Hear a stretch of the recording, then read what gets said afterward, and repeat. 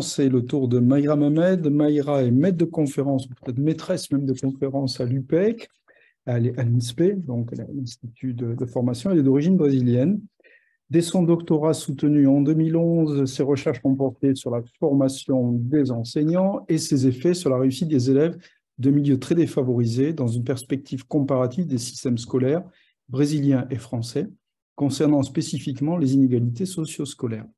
Elle participe à une recherche en cours depuis 2018, dont elle va nous parler aujourd'hui, notamment dans l'État brésilien du Ceará, sur, j'ouvre les guillemets, la mise en œuvre de politiques éducatives et équité en contexte de vulnérabilité sociale.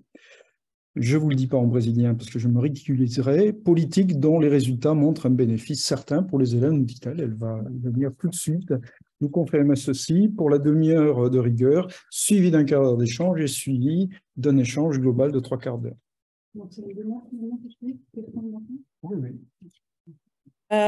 Merci tout d'abord pour cette invitation à ce collectif de travail sur les curriculums. Je me sens un peu peut-être éloignée des questions dans un certain sens parce que je ne travaille pas du tout sur les curricula. Je ne travaille pas sur une analyse des curricula. Je me focalise davantage sur les pratiques enseignantes. Et je me sentais déjà un grand défi de parler de cette politique pendant une demi-heure. Quand je vois que Lisa a parlé de 3 pays différents dans le même temps, je suis tenue de le faire. Donc, je vais essayer de tenir au mieux le temps imparti. Donc, comme Patrick l'a annoncé, ma présentation aujourd'hui, elle va porter sur la politique du PAIC, et qui est, en fait, ça s'appelle le programme apprentissage au bon âge, à idade certa, et qui est une politique qui existe depuis maintenant une vingtaine d'années si on prend en compte sa genèse à la ville de Sobral.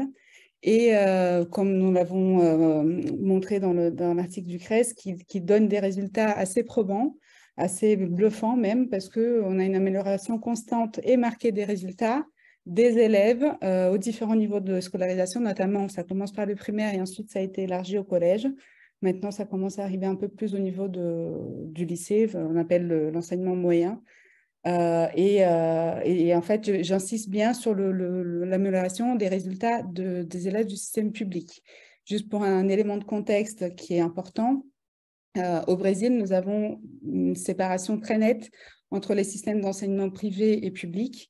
Traditionnellement, le système d'enseignement public, qui est dédié à la formation des élites, et donc il est payant et très cher. Donc, une mensualité, pour donner une ordre d'idée, dans la ville de Fortaleza, qui est la capitale du Ceará, la mensualité d'une bonne école privée coûte environ un SMIC et demi, SMIC local, qui est de l'ordre de 300 € donc par mois, sachant que l'école, c'est une école de demi-journée. Les élèves vont à l'école soit le matin, soit l'après-midi. Donc, si on veut que son enfant soit scolarisé toute la journée, on double ce montant-là. Et donc, ça, c'est une bonne école privée à Fortaleza. Voilà, c'est un SMIC et demi, ce qui est énorme pour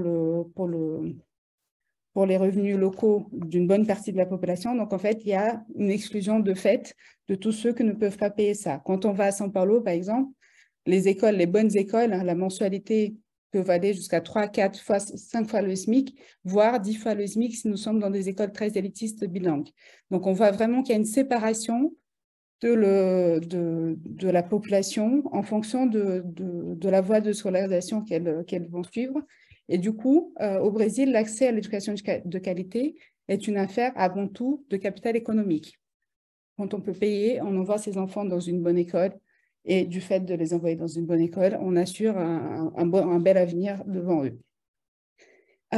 Donc, ça, c'est un premier élément contextuel qui est important. Un deuxième élément contextuel, c'est que quand on parle du Brésil, il faut avoir en tête que nous avons quitté une période de dictature très récemment. Je ne parle pas de Bolsonaro, je parle de celle d'avant. La vraie dictature des années 70-80. Et en fait, la constitution brésilienne, elle est très récente, elle date de 88.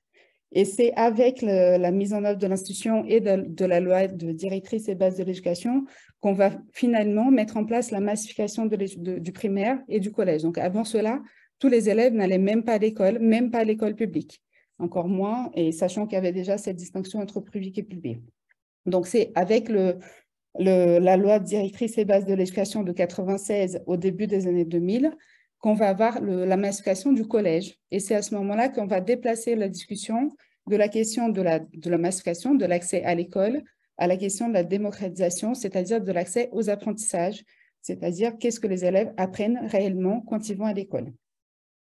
Et c'est à ce moment-là que j'ai réalisé mon travail de thèse à la ville de Fortaleza, donc la capitale du Ceará, justement pour m'intéresser à qu'est-ce qui était enseigné dans ces écoles, avec des élèves d'origine très populaire et avec une particularité, avec des enseignants, eux aussi, d'origine très populaire.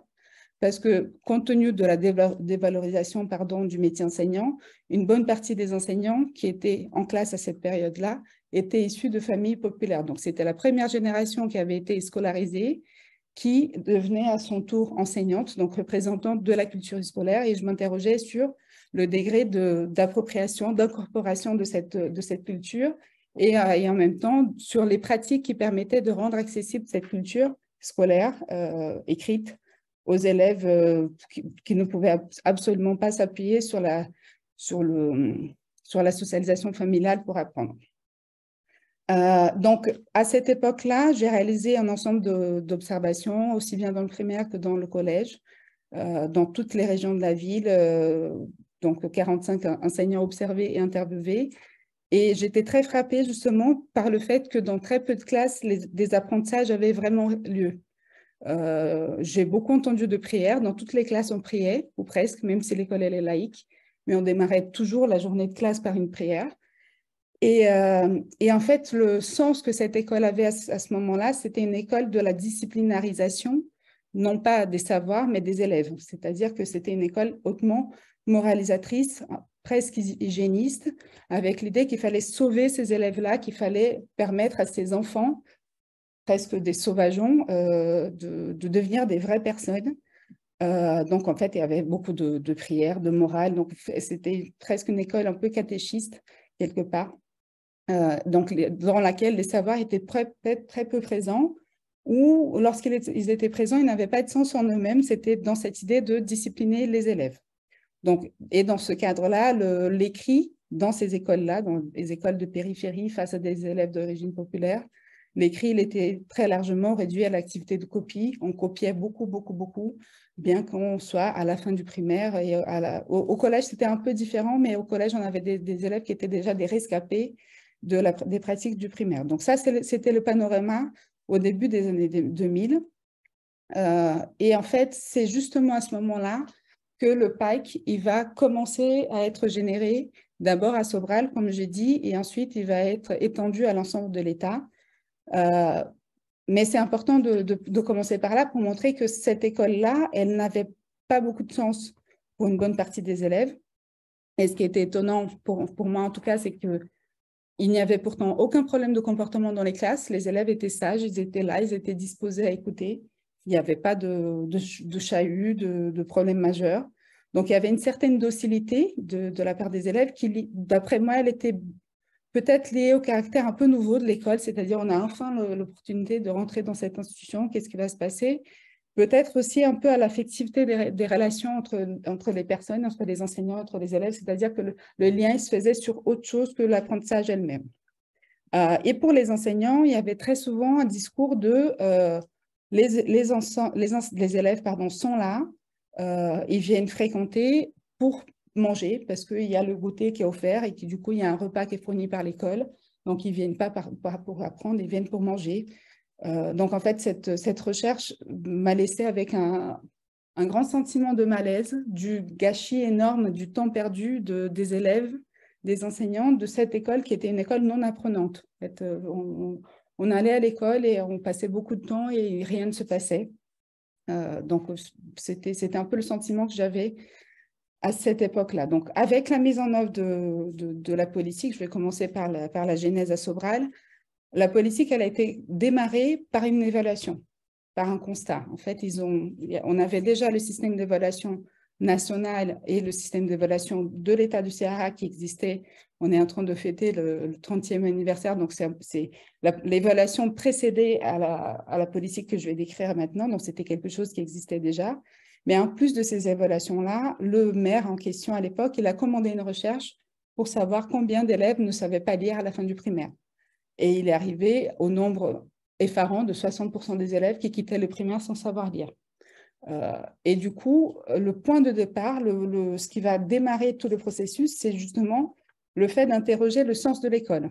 Pourquoi les élèves viennent à l'école, qui est censé leur apprendre, et pourquoi ils ne apprennent pas. Donc, on va interroger le manque de sens de cette institution et on va mettre en place une politique ciblée dans un premier temps sur un objectif très précis. C'est-à-dire, ils disent, ce n'est pas possible que les élèves quittent l'école primaire sans savoir lire. Donc, on va récupérer tout ça.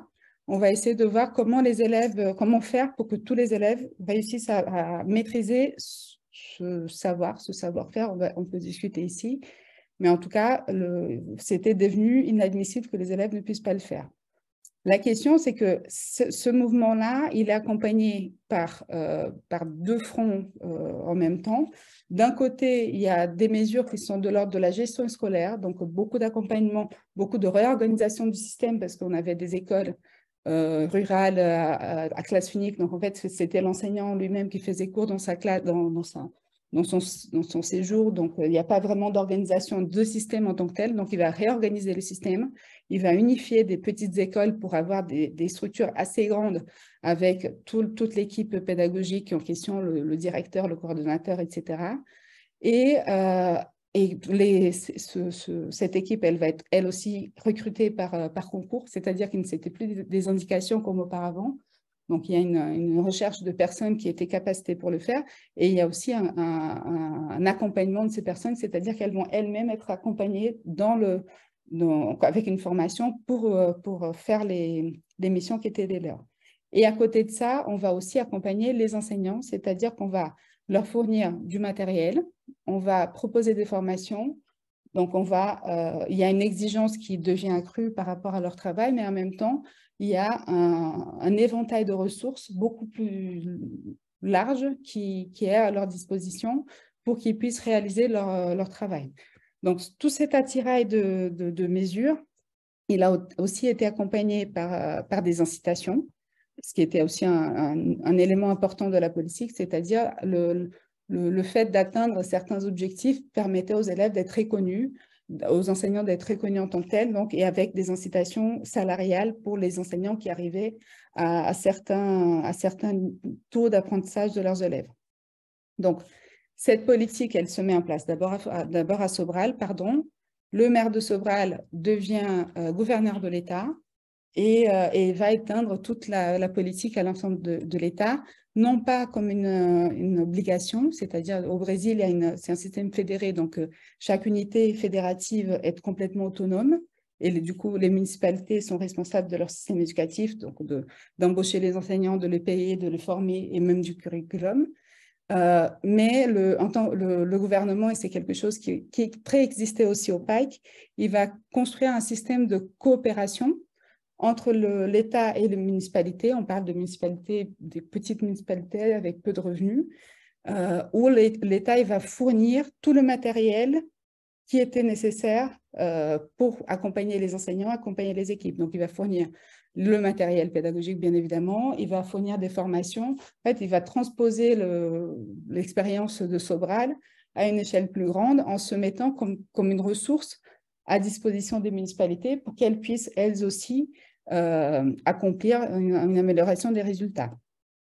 Et là aussi, avec un système d'incitation, parce que dans la répartition fiscale, les municipalités qui parvenaient à accomplir des objectifs, donc qui amélioraient les ressources, les performances des élèves, elles disposaient des ressources supplémentaires qui n'étaient pas nécessairement à utiliser pour l'éducation, mais que les maires pouvaient utiliser pour les différentes fonctions publiques. Donc, on voit qu'avec cette mesure, d'une part, une expérience qui s'est avérée probante en peu de temps, d'autre part, ce pacte de coopération qui permettait, pacte, c'est peut-être un mot difficile à utiliser en France en ce moment, ce système de coopération qui s'avérait gagnant-gagnant quelque part pour les municipalités parce qu'en fait, on leur donnait beaucoup plus de choses et en plus, s'ils adhéraient et qu'ils arrivaient à parvenir à des objectifs, ils arrivaient en plus des ressources fiscales supplémentaires. Donc, on voit qu'il y a une adhésion très rapide de l'ensemble de l'État. La politique, elle est étendue à l'ensemble de l'État en 2007. La dernière ville qui va y adhérer, c'est justement la ville de Fortaleza, qui est la capitale, justement pour des raisons politiques. D'une part, c'est un système qui est beaucoup plus grand que le reste de l'État. La capitale, elle correspond à un tiers de la population. Et d'autre part, parce qu'à la capitale, il venait de faire toute une discussion curriculaire, une discussion sur la formation des enseignants, une discussion sur le matériel. Donc, il venait de produire beaucoup de choses dont il ne voulait pas se passer. Et aussi parce que la tendance politique de la maire de Fortaleza à l'époque était en opposition au gouverneur de l'État. Donc, il n'y a pas adhésion immédiate. Et finalement, c'est quand la ville de Fortaleza va également adhérer au programme que les résultats de Fortaleza vont rattraper ceux de l'État. En fait, au départ, les résultats étaient meilleurs. Avec l'adhésion des autres municipalités, les résultats de Fortaleza ils sont en deçà. Et lorsqu'il y a adhésion au programme, les résultats de Fortaleza, ils rattrapent le reste de l'État. Donc, en fait, ce qui est très intéressant, c'est que la temporalité montre que l'adhésion à cette politique donne des résultats intéressants.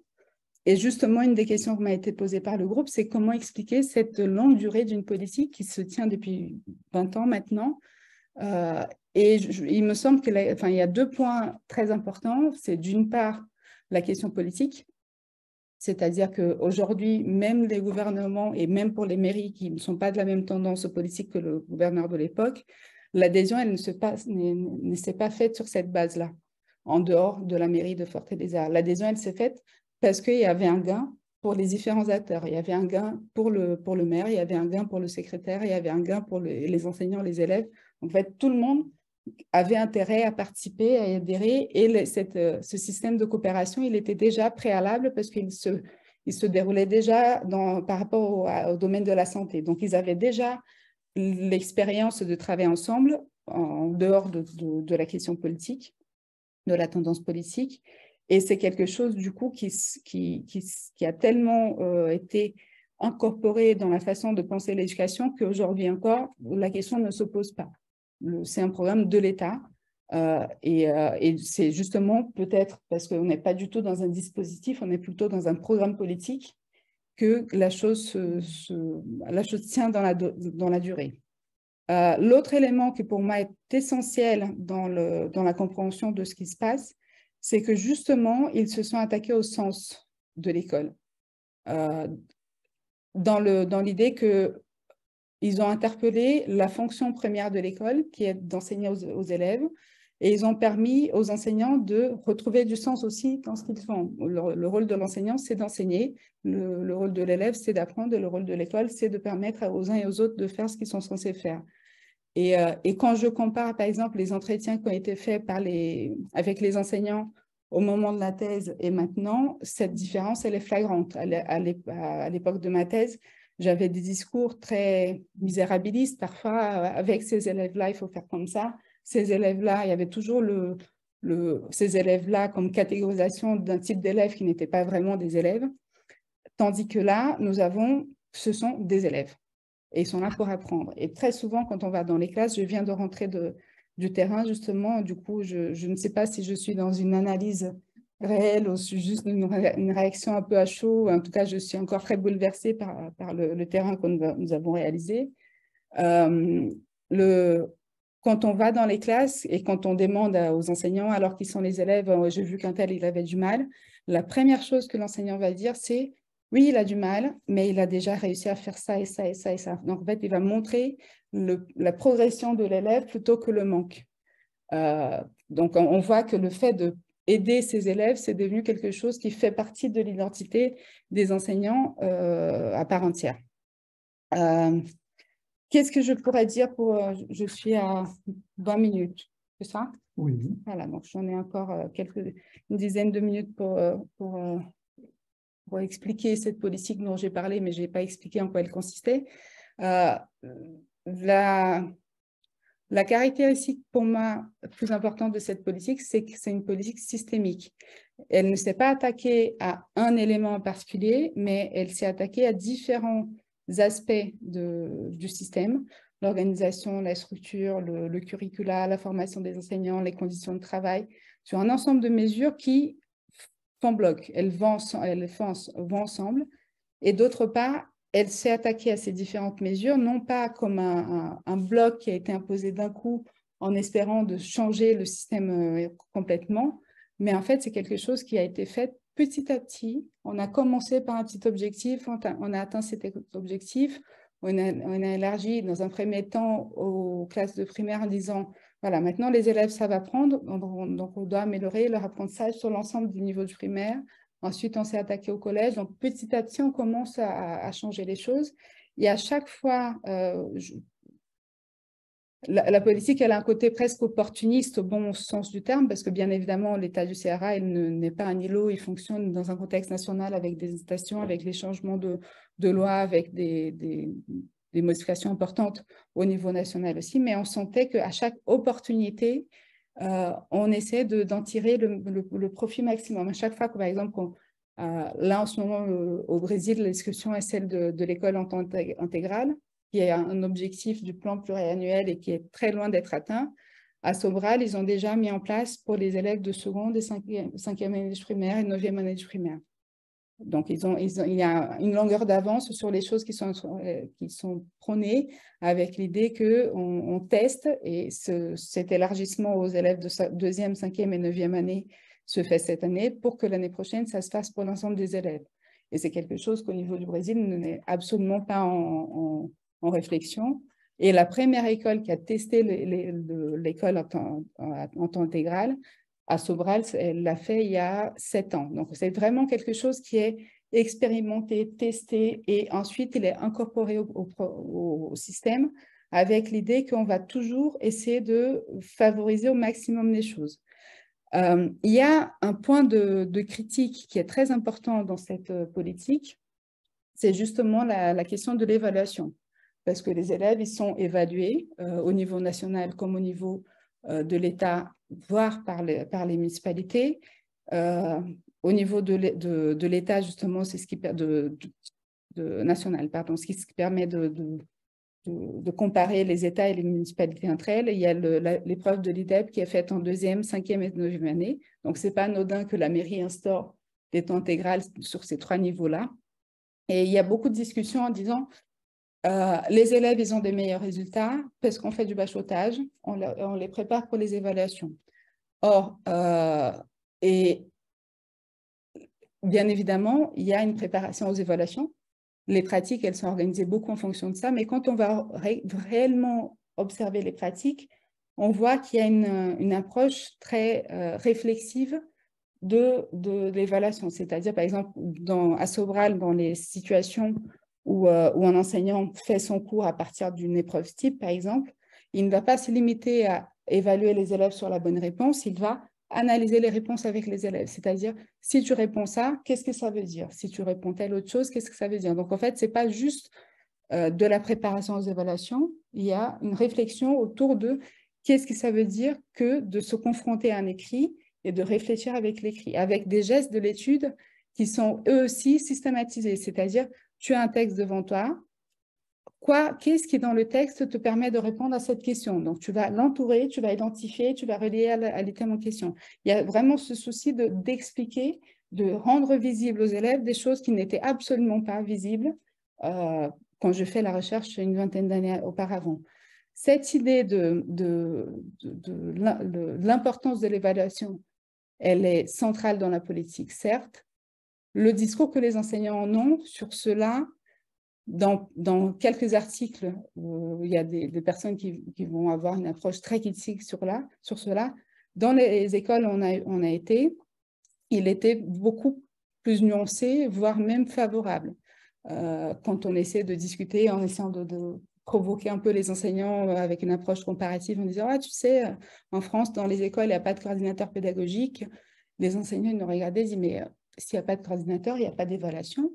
Mais comment ils vont faire? Comment ils savent où est-ce qu'ils en sont? Comment ils peuvent savoir comment les élèves ont progressé ?» Il y a vraiment cette idée de l'évaluation qui est mise au service d'une meilleure compréhension de ce que les élèves ont accompli pour que les enseignants eux-mêmes puissent mieux faire leur travail. Et avec quelque chose qui est complètement différent aussi, c'est le fait que les enseignants, ils ont un temps de préparation à l'école, à l'intérieur de leur temps de travail, de présence à l'école. Donc, en fait, on voit vraiment une structuration d'un ensemble de facteurs et avec le matériel aussi. Donc, il y a beaucoup d'éléments, de fils à tirer. Je peux pas parler du matériel au moment des questions parce que c'est un point important. Mais on voit que cet ensemble de choses, il est mis au service des enseignants pour que les enseignants puissent s'y appuyer pour faire leur travail. Donc, l'idée d'une homogénéisation des pratiques de par l'évaluation, elle ne se tient pas quand on fait des observations. Il y a des pratiques très différentes, il y a des manières de faire des enseignants qui sont très différentes. Néanmoins, il y a un aspect qui est intéressant aussi, c'est quelque chose dont on s'est rendu compte pendant la recherche, c'est qu'il y a un travail d'observation très fin des pratiques des enseignants par les coordinateurs, par les directeurs, et il y a un ciblage des enseignants à certains niveaux de la scolarité. Bien évidemment, ne sont pas nécessairement, ce sont ceux des évaluations. Les enseignants qui sont identifiés comme étant des très bons enseignants, ils vont être invités à intervenir dans la première, deuxième ou cinquième année de primaire, par exemple, qui sont les années des évaluations. Donc, ce n'est pas anodin qu'il y a un gain pour les élèves à ces niveaux-là. Mais quand on pense ça dans un mode plus macro du système, on peut aussi se dire que cette organisation permet à tous les enfants d'avoir 2 ou 3 très bons enseignants dans leur scolarité. C'est-à-dire qu'en ciblant des années clés et en disant ces années-là, parce qu'elles sont importantes, parce que les élèves sont censés maîtriser des choses importantes à ce niveau, voilà, s'ils quittent la deuxième année de primaire sans avoir appris à lire, bah, ça va lui porter préjudice pour la suite. Donc, on va assurer qu'il ait vraiment acquis des choses à cette année-là. Et ensuite, la même chose se pose pour la cinquième année. On a vu qu'il y a un ciblage aussi des enseignants qui sont identifiés comme très bons en cinquième année, qui est l'année de l'évaluation, certes, mais qui est aussi l'année qui va préparer les élèves pour le collège. Donc, si les élèves n'ont pas construit une certaine autonomie pour travailler à ce moment-là, bah, ensuite, ça va se répercuter très lourdement sur la scolarité. Donc, on voit que ces logiques, ces stratégies, c'est un ensemble de stratégies qui sont combinées, mais qui, du coup, pour les élèves, donnent des résultats très, très impressionnants. Pour revenir à la question du sens pour les élèves, le terrain, il est souvent plein d'aspects qui peuvent être un peu bouleversants. Ce n'est pas moi qui ai fait cet entretien, c'est une collègue qui était avec nous, qui a demandé justement quel était le sens pour l'élève de venir à l'école. Et l'élève, c'est un élève de 5e année de primaire qui dit « Moi, je viens à l'école parce que l'année dernière, ici, on a étudié un graphique sur le taux d'analphabétisme au Brésil. Et moi, je ne veux pas y être. » Et je trouve ça extrêmement fort parce que ça permet il a une compréhension de ce que l'école permet ou pas et de l'impact que ça a sur leur vie. Il y a une chose aussi qui est très importante, qui est aussi quelque chose qui a été identifié par le terrain. Dans une des écoles, nous avons été, 80% des enseignantes avaient été scolarisées dans l'école en question. C'est-à-dire que c'est la génération qui a été formée par la politique qui prend à son tour la responsabilité de l'école avec cette idée qu'il y a une projection des élèves envers leurs enseignantes qui sont des personnes du coin. Ils ont grandi ensemble, ils ont été dans la même école, ils ont été... donc, il y a plus qu'un engagement professionnel, il y a presque un attachement professionnel. Et avec cette idée de développement qui est présente à chaque niveau de la scolarité. Donc, en fait, dans une institution, dans ce contexte précis, on a une école apprenante et pas seulement pour les élèves. En fait, c'est une école apprenante aussi pour les enseignants eux-mêmes. Il y a un côté presque idyllique quand je parle comme ça. Je voudrais juste terminer sur un point qui est important pour moi. Je ne pense pas que ce soit un cas exemplaire. C'est une des questions qui m'a été posée. Je ne pense pas du tout que ça soit un cas exemplaire. C'est un cas spécifique. Et pour moi, ce n'est pas du tout la même chose. Dans le sens que ce qui est intéressant dans ce cas-là, c'est que ça permet d'interroger certaines pratiques, certaines mesures, par exemple, la question de l'évaluation, la croyance, par exemple, la façon dont l'évaluation elle est mobilisée ou pas au sein d'un contexte spécifique, en fonction de son historique, en fonction des objectifs qui sont donnés, en fonction des mesures qui vont accompagner, n'est pas du tout la même façon dont on peut penser l'évaluation comme juste un constat des faits de ce qui se passe dans les salles de classe avec une responsabilisation accrue des enseignants.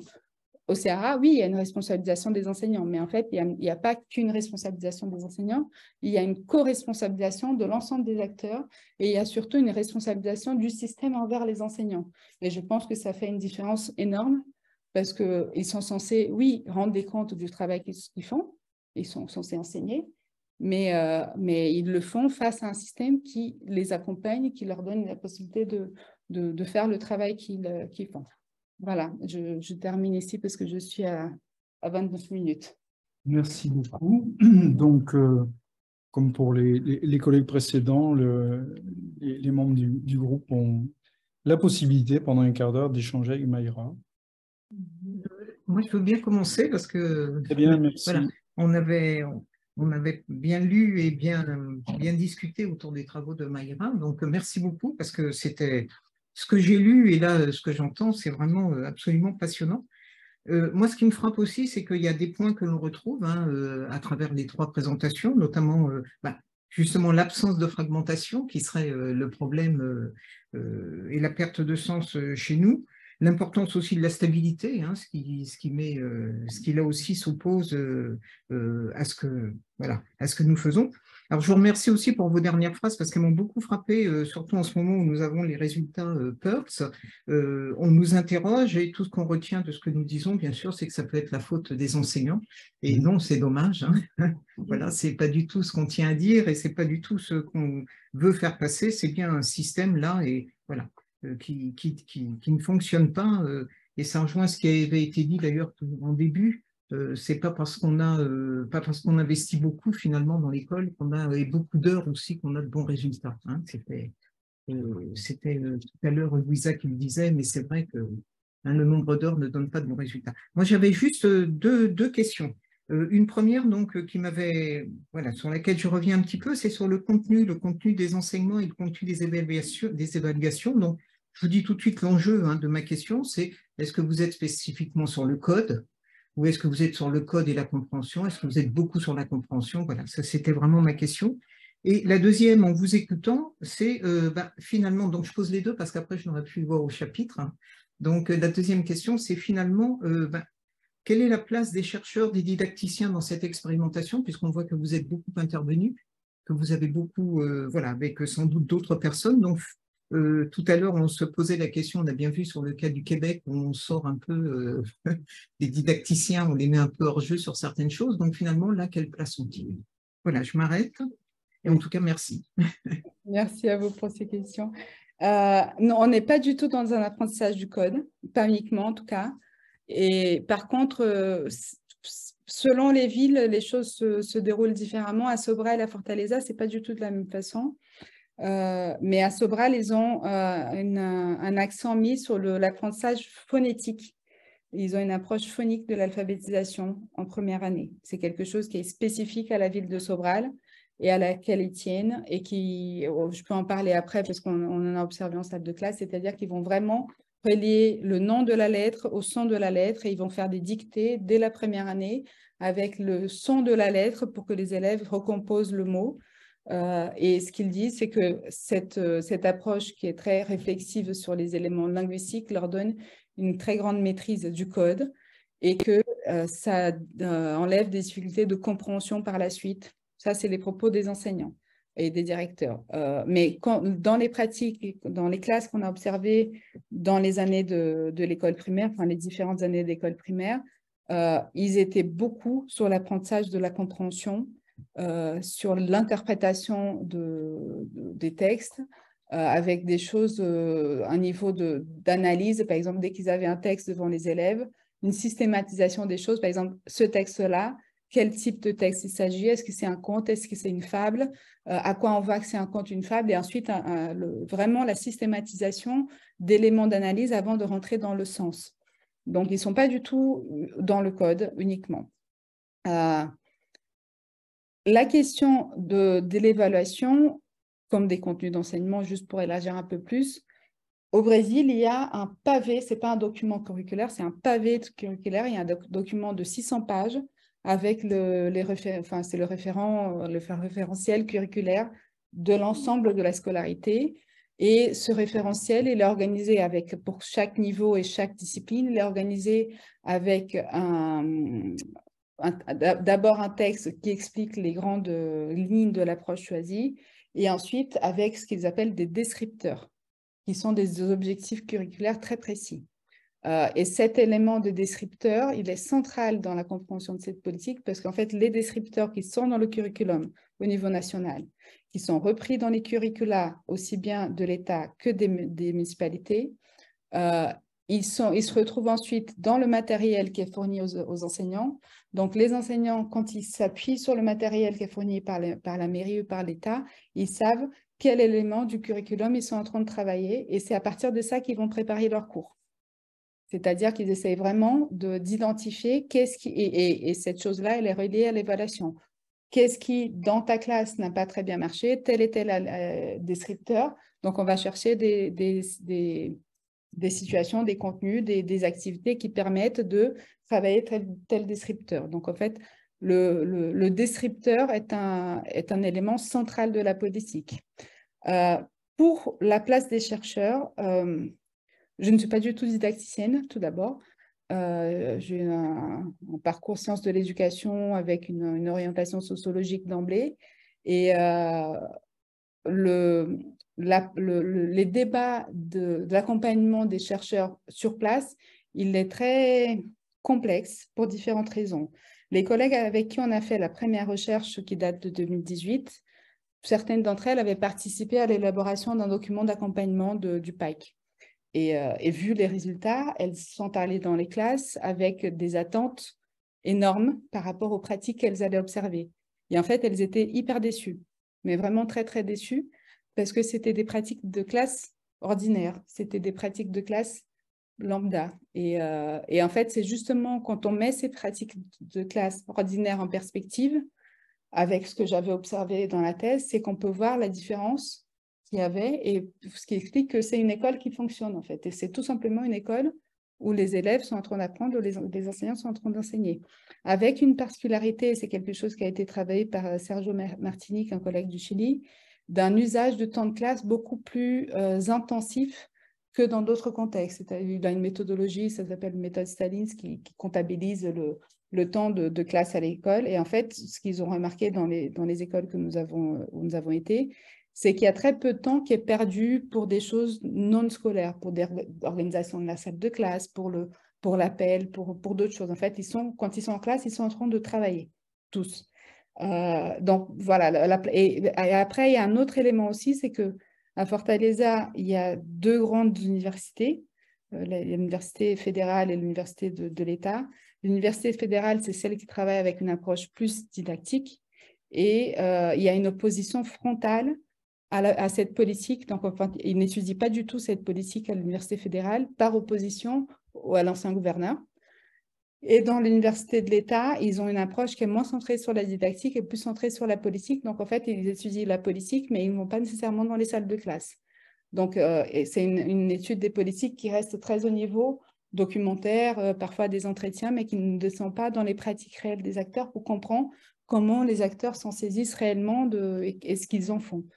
Donc, parfois, il y a des critiques de ce deuxième versant sur le côté manque d'autonomie des enseignants, homogénéisation des pratiques, mais en fait, quand on s'intéresse aux enseignants, ils n'ont pas du tout ce discours, ils disent pas là, on me donne des choses, j'utilise si je veux, je change si je veux, mais c'est des supports, ça me permet de faire avec ou de choisir ailleurs, mais c'est des points de départ. Ça, c'est le discours qu'ils ont. Je ne sais pas si j'ai répondu à votre question. Oui, tout à fait. Oui, tout à fait. Merci beaucoup. D'autres questions? Oui, Marie. je ne peux pas me déplacer, c'est pas bien. Non. Ben, sinon, c'est peut-être pas une question, c'est plus une action. On retrouve la question du temps pour tous. Parce que j'ai vraiment apprécié ce que tu as présenté sur l'idée de système, de quitter le système et au sens large.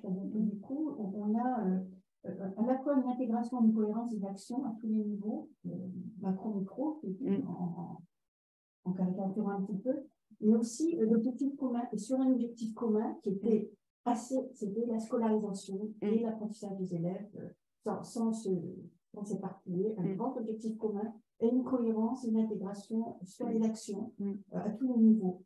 Deuxième chose importante par rapport à ça, c'est qu'il y a un accompagnement à la fois au niveau des communes, au niveau des écoles. C'est-à-dire qu'on est vraiment dans l'idée de politique éducative au sens large, c'est-à-dire au niveau de la cité, pas simplement. Et puis la durée, donc c'est important, c'est-à-dire que ce n'est pas quelque chose qui était décidé pour 2 ou 3 ans, c'est on a vraiment une durée, donc une stabilité qui peut se mettre en place, qui peut permettre de comprendre, de réussir. Et puis dernière chose,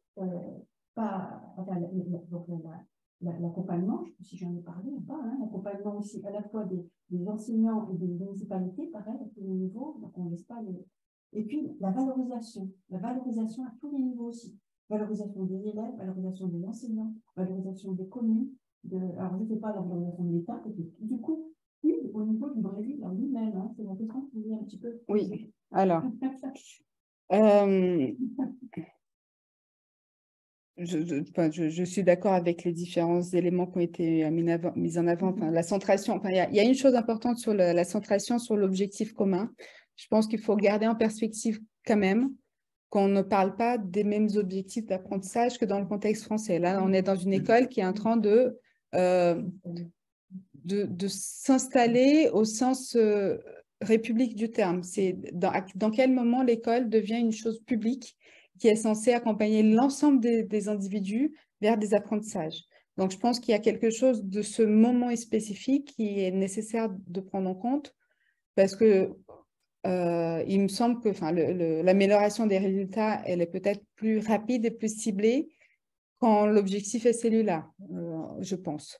Quand on complexifie le curriculum, quand on arrive à des niveaux de scolarisation plus élevés, et avec la fragmentation en France, c'est quelque chose d'un autre ordre. Accompagnement, oui, des enseignants, des municipalités, il y a plein de mesures. Enfin là, par exemple, les élèves qui sont en difficulté, ils sont sortis de salle de classe tous les jours. Ils ont tous les jours un moment d'aide individualisée par quelqu'un dont le travail, c'est celui-là. Donc, il vient soit pendant la classe, soit dans le deuxième tour, dans le contre-tour, on appelle, de l'école, mais il y a vraiment cette aide à tous les niveaux et il y a ce sentiment d'être accompagné qui est mis en avant par tout le monde.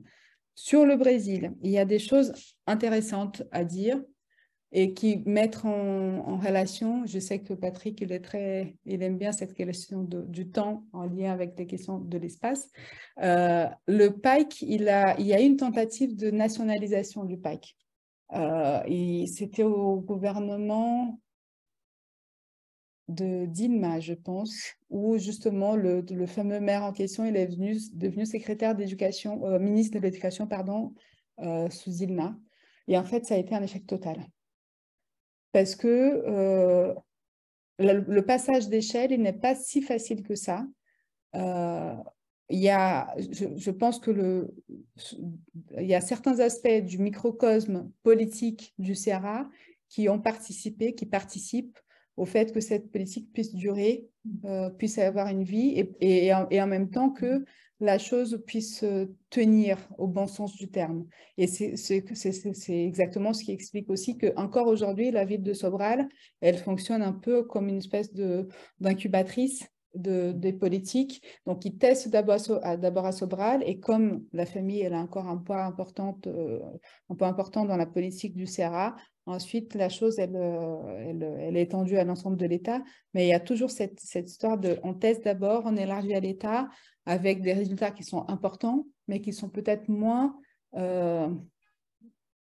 forts qu'à Sobral dans un premier temps. Par exemple, l'année dernière, l'OCDE, ils sont allés à Sobral directement pour réaliser le PISA for Schools. En fait, c'est un autre versant de leur PISA. Je pense que tu es peut-être mieux placé que moi pour expliquer ce qu'il c'est, où ils s'intéressent non pas à l'évaluation au niveau macro, mais ils essayent de comprendre certaines expériences spécifiques pour savoir qu'est-ce qui marche. Et en fait, justement, ils s'intéressent à la ville de Sobral, qui est une ville de 200 000 habitants, au fin fond de certains au Brésil. Donc, en fait, pourquoi ils vont s'intéresser à ça? C'est parce qu'il y a quelque chose qui se passe dans ce contexte, politiquement, et qui permet de tenir. Il y a une deuxième tentative. Il va y avoir une deuxième tentative de nationalisation du PAIC. Cette première a échoué pour des raisons diverses et variées, et notamment par le fait qu'ils ont complètement transformé la logique d'accompagnement. Les enseignants qui venaient par le PAIC, ils étaient mieux payés que les enseignants qui étaient rattachés aux écoles. Donc, en fait, ça a créé des crispations dans les équipes pas possibles. Et en ce moment, en fait, le ministre de l'Éducation nationale, c'était le gouverneur suivant du CRA. En fait, c'est le deuxième gouverneur qui n'était pas du tout du même versant politique que le premier, mais qui est un allié politique. Lui, c'est le ministre de l'Éducation, c'était un gouverneur du Parti des travailleurs qui a été nommé au ministère et qui a mis comme sa secrétaire directe, son adjointe, la personne qui était à l'origine à la création du PAIC à Sobral. Donc, on voit vraiment qu'il y a une chaîne d'acteurs qui monte et qui ne fait pas l'unanimité, parce qu'au niveau du Sud, on n'est pas du tout dans la même perception des choses. Mais au niveau des évaluations nationales, on voit que le CRA il a des résultats beaucoup meilleurs que beaucoup d'autres États. Et surtout, il a une progression sans commune mesure avec ceux des autres États. Donc, ça crée à la fois des crispations et en même temps des mouvements politiques qui sont à observer pour voir justement comment ils vont réussir à dépasser ce défi de l'élargissement d'échelle, au-delà de la question temporelle. Est-ce qu'on a encore le droit de poser une question? Oui. Qui sera, je pense, assez court, enfin, qui est assez courte. Moi, ce que j'aurais voulu savoir, c'est très factuel, hein, c'est quel est le statut de ces enseignants en termes de recrutement, d'obligation de service, de tutelle administrative ou politique, et de calcul de leur rémunération, notamment parce que vous avez dit tout à l'heure, ça a évidemment tilté pour un Français, ça interpelle. Vous avez dit tout à l'heure qu'ils sont aussi dans l'établissement avec des temps de préparation de cours, etc. Donc, j'ai supposé qu'il y avait là quelque chose d'un peu particulier, d'où ma question. Voilà. Recrutement, obligation de service, calcul des rémunérations et tutelle. Alors, je vais commencer par la tutelle. Elisabeth, elle veut compléter la question. Je vais compléter aussi sur les enseignants, parce que tu as dit qu'il y en avait des bons et des pas bons. Alors, pourquoi? Et qu'est-ce qui s'est passé donc en une génération par rapport à ta thèse? Ça peut être pas une génération. Est-ce que c'est l'existence du PAIC qui fait que les enseignants d'aujourd'hui, d'hier, mais pas davantage, ont été plus, non pas sélectionnés, mais se sont plus sélectionnés, ont été plus motivés. Plus portés. Voilà, enfin, voilà. Alors, les enseignants. Voilà, donc, brièvement, parce qu'on arrive à la fin du temps, mais l'astuce, ça sera de continuer à répondre à travers les questions qu'ont posées les autres collègues. Alors, concernant la tutelle, comme c'est un système fédératif, chaque entité a son système d'enseignement. Donc, les mairies, elles sont censées recruter et payer les enseignants directement. Pour les écoles de l'État, c'est l'État qui recrute et qui paye les enseignants. Donc, chaque niveau a son propre système autonome et dont il est responsable. C'est-à-dire qu'il y a des régions qui ont des écoles de l'État et d'autres uniquement municipales. Partout, il y en a. Normalement, il y a une préconisation qui dit que le primaire et le collège, il est sous la responsabilité de la municipalité. Oui, comme en France. Et que l'enseignement moyen est sous la responsabilité de l'État, comme en France. Justement, ça fait partie des CRA, parce qu'au CRA, ils ont municipalisé toutes les écoles qui étaient de l'État dans le primaire et dans le collège. C'est-à-dire que l'État, il a pris ces écoles et il a dit, maintenant, c'est à vous, les enseignants sont à vous, mais on vous accompagne. Donc, en fait, ce mouvement, il avait été fait au préalable Tandis que dans d'autres États, il y a des écoles primaires sous la responsabilité de l'État et des écoles primaires sous la responsabilité des mairies. Donc, il y a une concurrence des systèmes parfois. Ce n'est pas le cas du CRA. Justement, ce régime de coopération, il a été construit en amont. Par rapport au statut, il y a beaucoup de contractuels, beaucoup plus qu'en France même, parce que les concours ne sont pas annuels. Ils ne sont pas annualisés. En fait, on va ouvrir un concours tous les 10 ans et on va embaucher beaucoup de gens et on va avoir une liste complémentaire dans laquelle on va piocher pendant un certain nombre d'années. Mais très souvent, les enseignants sont d'abord contractuels avant d'être admis par concours. Comme certaines fonctions publiques territoriales en France. Voilà, mais en même temps, on n'a pas vu nécessairement une différence d'adhésion à la politique en fonction de ce critère-là. Quelque part, c'est comme si le temps de contractualisation servait un peu comme un temps de formation parce que les enseignants sont formés pendant leur temps de travail, à la fois avec le tiers de temps qui est dédié à la préparation et à la fois avec une journée de formation par mois à destination des enseignants, des directeurs et des coordinateurs. Donc, en fait, tous les mois, ils ont une journée entière où ils ne sont pas à l'école, ils vont au secrétariat pour être formés. Donc, ça répond un peu à la question d'Elisabeth, c'est-à-dire qu'il y a vraiment, contrairement à ce qui se passait avant, il y a un accompagnement des enseignants qui fait qu'ils peuvent, en service, gagner en expertise, gagner en compétences, gagner en connaissance, en maîtrise de ce qu'ils font, pour être des meilleurs enseignants. Bien évidemment, il y a toujours des enseignants qui sont plus ou moins bons. Ce n'est pas parce qu'il y a une formation qui est donnée à tout le monde qu'ils vont s'en emparer de la même façon. Donc, en fait, ce n'est peut-être pas la question de bon ou moins bon, mais quand ils identifient des enseignants qui sont particulièrement efficaces, bah, ils vont les placer à des étapes clés qui sont à la fois à même de montrer des résultats probants et à la fois à même de permettre aux élèves d'accomplir des apprentissages qui sont importants pour la suite. Donc, je pense que c'est plutôt de ce point de vue-là. Mais juste pour terminer, juste par rapport à la question de la rémunération, le tiers de temps qui est de temps de service qui est dédié à la préparation, c'est une loi fédérale. Mais elle a été entérinée par une loi de l'État et elle a été vraiment mise en place. Par exemple, à São Paulo, ce tiers de temps, il existe. Par contre, il est payé aux enseignants comme heures supplémentaires. Donc, quand ils sont à l'école, ils sont en classe, ils ne sont pas en train de préparer. Alors qu'au CRA, ce n'est pas des heures supplémentaires, c'est des heures de service où ils sont là pour préparer. Ils sont à l'école, quand il y a plusieurs classes d'un même niveau, ils sont ensemble autour d'une table pour préparer ou pas. Donc, il y a un autre enseignant qui est en classe pendant ce temps-là. Et quel diplôme on leur demande? C'est un diplôme supérieur. C'est l'équivalent d'une licence Bac plus 4. Merci. Non, je voulais juste rester vraiment en détail pratico-pratique. Vous pouvez vous rapprocher? Oui, on peut. Il faut que... Alors, je te laisse, je m'éloigne pour que tu apparaisses et après je parle. Non, mais c'était vraiment pratico-pratique. Quand tu dis les enseignants, ils vont dans les classes qui correspondent à l'évaluation, etc. Donc, il y a une mobilité dans différentes écoles, parce que très banalement, en France, j'imagine qu'il y aurait des résistances immédiates sur je me déplace peut-être même pas dans un autre arrondissement, mais c'est encore une fois pas du tout critique, c'est factuel. Non, mais ça fait partie du type de choses, malheureusement, qui empêchent de faire des choses. Je pense que... C'est pour ça que j'ai posé la question. Je pense que quelque part, cette organisation, si on pense d'un point de vue RH, ça arrange un peu tout le monde. C'est-à-dire que les enseignants qui sont plus efficaces, qui sont identifiés en tant que tels et sont portés, et il y a aussi une légitimité d'être identifié. Enfin, ils utilisent même le terme bonne alphabétisatrice. Ah, cette enseignante a une très bonne alphabétisatrice. C'est le terme d'ailleurs qui nous a mis la puce à l'oreille, parce qu'ils nous ont parlé de ça à plusieurs reprises. Mais ça veut dire quoi d'être une bonne alphabétisatrice?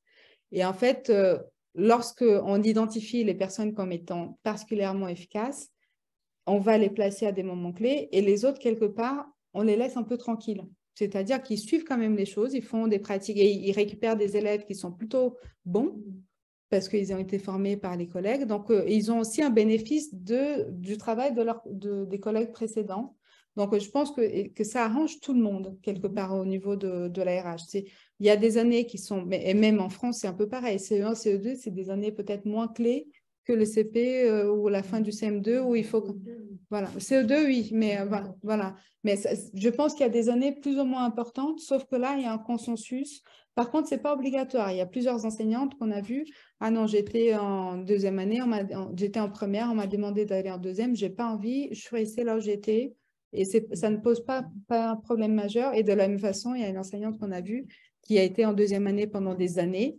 Et elle a dit, non, là, j'ai envie de faire autre chose, je vais en troisième année. Et ça ne pose pas de problème non plus. Donc, ce n'est pas une obligation, c'est une stratégie un peu par adhésion. Enfin, voilà. Par contre, ce qui est intéressant, c'est qu'il y a vraiment une pratique d'observation des salles de classe. C'est-à-dire, les coordinateurs, ils vont dans toutes les salles, toutes les semaines.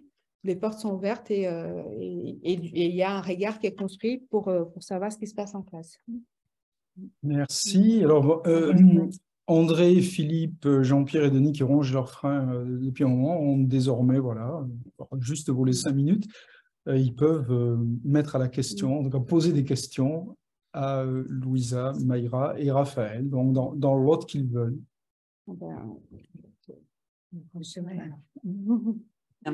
Poser une question, Jean-Pierre Véran, aux deux personnes qui sont là, parce que je trouve qu'elles ont, d'une certaine façon, dit des choses qui posent question aussi sur le sens et la portée des décisions nationales en termes de curriculum.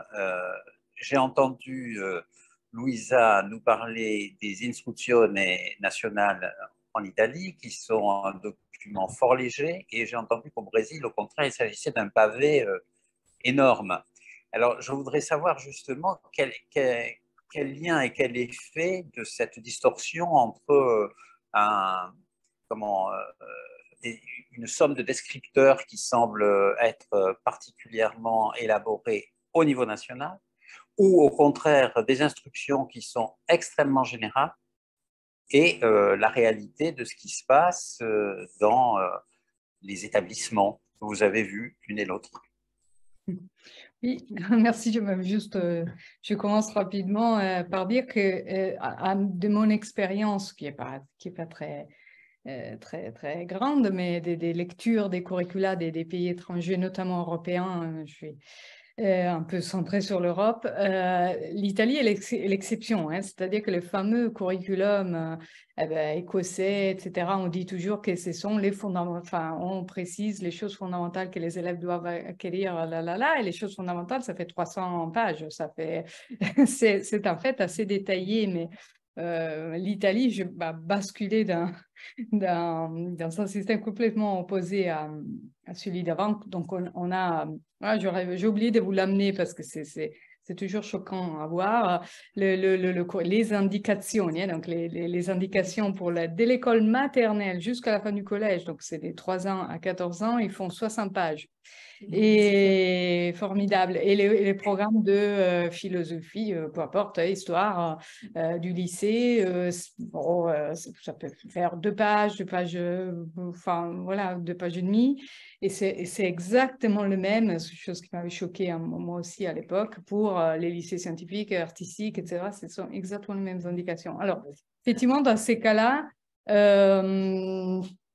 j'ai interrogé des enseignants et aussi des responsables même d'un institut d'évaluation du système éducatif. J'ai dit, mais comment ils font, enfin, alors, qu'est-ce qui définit ces indications?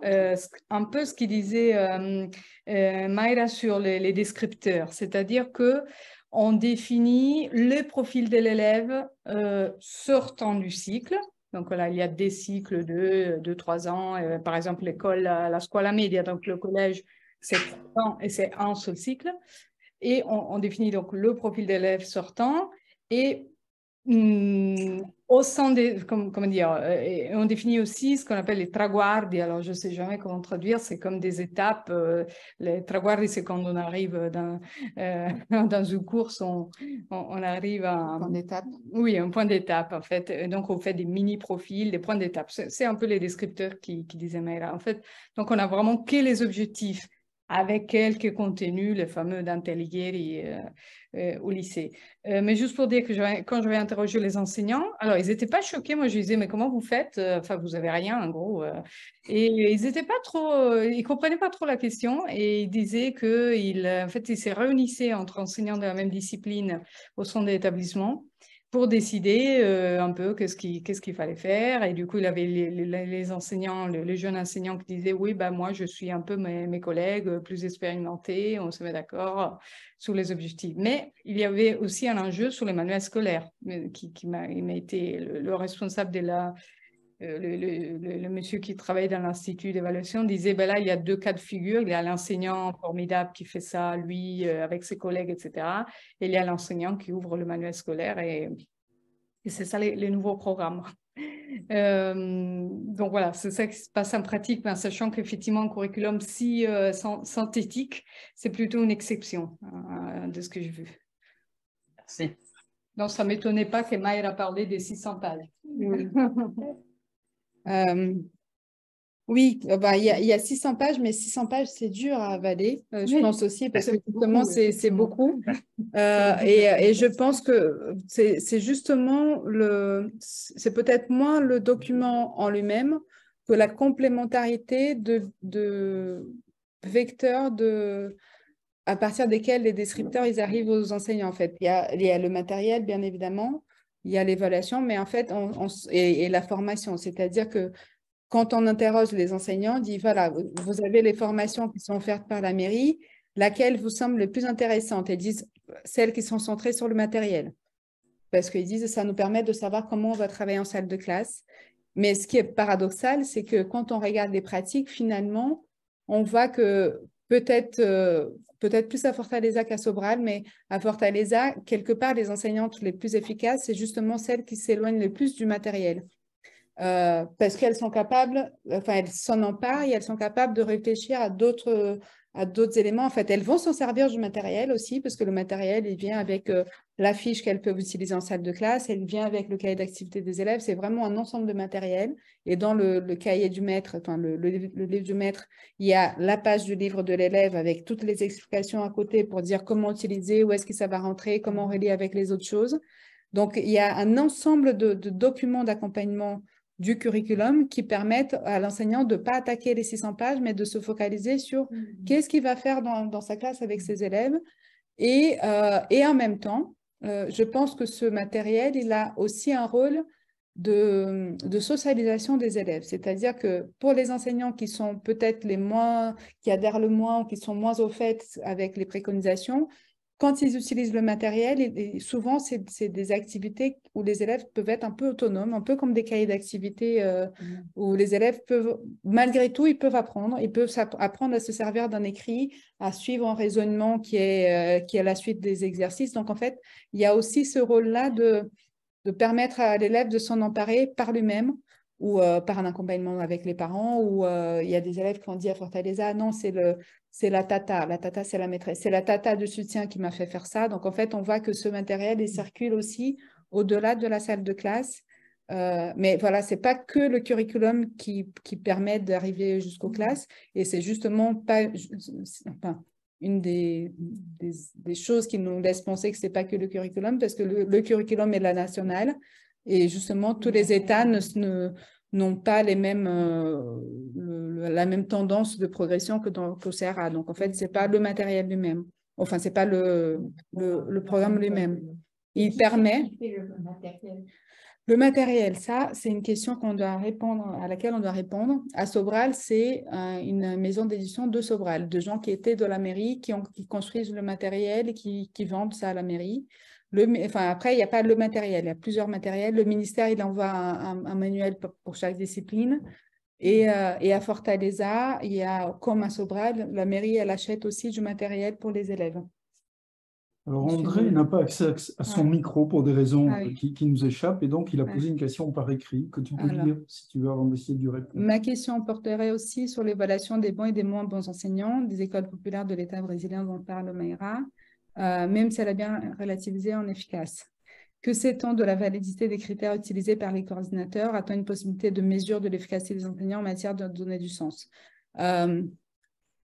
Je ne suis pas... Enfin, c'est plus objectivé que ça n'a l'air parce qu'ils vont souvent dans les salles de classe pour faire des observations. Et parfois, ils vont dans les salles de classe pour faire des observations avec des petites grilles d'analyse. Donc, par exemple, j'ai discuté avec la directrice d'une des écoles qui a dit je viens d'observer l'enseignante que tu as observée cet après-midi. Je l'avais observée il y a 2 semaines. Et ce que j'avais noté, c'est qu'elle ne s'intéressait pas assez aux élèves individuellement, c'est-à-dire qu'elle ne les aidait pas assez individuellement. Alors que nous, dans notre observation, on était plutôt surpris par le temps qu'elle donnait aux élèves en difficulté. Donc, est-ce que c'est le retour que la directrice lui a fait qui lui a permis tout de suite de rectifier le tir pour être davantage dans l'aide aux élèves en difficulté, ou est-ce que le curseur n'est pas le même? C'est-à-dire, compte tenu de ce que je connais des pratiques et du temps que les enseignants accordent aux élèves en difficulté, ça m'a paru beaucoup, alors que pour elle, ça peut paraître pas assez. Il y avait une question du temps aussi. Enfin, les critères, ils sont construits entre les coordinateurs et les directeurs, mais de façon très collégiale aussi, parce qu'il y a beaucoup de réunions entre directeurs et entre coordinateurs. Donc, en fait, ils s'échangent beaucoup leurs propres pratiques au sein des formations qu'ils reçoivent aussi. Donc, je pense que c'est un gain d'efficacité du système là aussi, mais ce n'est pas la mesure de l'efficacité des enseignants. Je pense que pour le coup, c'est très expérimental, c'est-à-dire le directeur, ils se rend rapidement compte des enseignants qui permettent aux élèves d'apprendre ou pas, à la fois par les évaluations et à la fois par l'observation de sa salle de classe. Quand on rentre dans une salle de classe, on voit s'il y a quelque chose qui se produit ou pas chez les élèves. Donc, je pense que c'est beaucoup par là. Je ne sais pas si mon cher Abia a permis de répondre à la question. Des conseillers pédagogiques? Ça s'appelle des coordinateurs pédagogiques. Dans toutes les écoles, il y a un directeur et un coordinateur pédagogique. Le rôle du directeur étant plus institutionnel, le rôle du coordinateur étant plus pédagogique, voire il y a plusieurs coordinateurs pédagogiques par école en fonction du niveau d'enseignement. Parce que du coup, quelle taille ont les écoles? Combien il y a d'élèves à peu près? Ça dépend. Ça dépend beaucoup parce que souvent, elles fonctionnent aussi avec des annexes. C'est-à-dire qu'il y a une grande école avec 300 élèves et ils essayent d'avoir des petites écoles en annexe. On a une école, par exemple, c'était une classe par niveau. Donc, ils avaient 5 classes le matin et 5 classes l'après-midi. Donc, ça fait une vingtaine d'élèves, 100, 200 élèves dans l'école pendant la journée, une centaine par jour. Pas plus. Mais par contre, du coup, cette école, comme c'est une école annexe, elle a juste la coordinatrice qui a un peu un rôle de directrice également. Mais il peut y avoir des écoles beaucoup plus grandes. Et quand on pense l'école avec tous ces annexes, l'école qu'on a vue à Sobral, par exemple, une des écoles, il y avait l'école principale avec une dizaine de classes, plus 3 annexes avec 3 classes chacune sur les 2 tours. Donc, ça fait des volumes assez importants. Ouais. Oui. André a un complément de réponse de question pardon, que vous pouvez voir écrit, et dit-il, en matière de sens, c'est appréhendable? En matière de sens, je pense que c'est appréhendable. Après, je n'ai pas assez de distance par rapport au terrain pour dire comment j'objective les choses complètement. Ce que j'objective dans un premier temps, c'est que les élèves sont là. En fait, il n'y a pas de dispersion, il n'y a pas de comportement d'indiscipline. Les élèves, ils sont avec les enseignants. Et il y a une activité partagée. Enfin, ils sont là, en fait, ils sont ensemble. Je pense que c'est... On a choisi quand même de continuer à avoir des demi-journées seulement. Au niveau national, il n'y a pas assez de personnel. Il n'y a ni d'école ni de personnel, en fait. Ils essaient de mettre ça en place. C'est pour ça qu'on est toujours dans une situation d'alphabétisation. Enfin, pour les premières années, oui. Après, non. Mais, et puis, le défi de l'alphabétisation, il a été dépassé déjà. Mais oui. Mais il s'est reposé avec la pandémie.